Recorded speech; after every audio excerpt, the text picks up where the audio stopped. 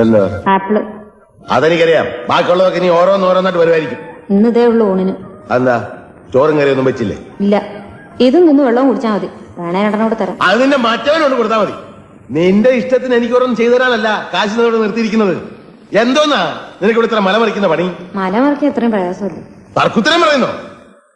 മിണ്ടാണ്ട് നിന്നാ വായിൽ കൊഴുക്കട്ടെയാണോ ചോദിക്കും. മിണ്ടിപ്പോയ തർക്കുത്തരായിപ്പോ. ഇതെന്തോന്നാടാ അപ്പനെ? എന്നാ നേരെ വല്ലതും ചെയ്യാനുള്ള സൗകര്യം ഉണ്ടോ? അതുമില്ല. മര്യാദക്ക് ജോലി ചെയ്യാൻ നിനക്ക് എന്തോന്നാണ് ഇവിടെ ഒരു കുറവ്?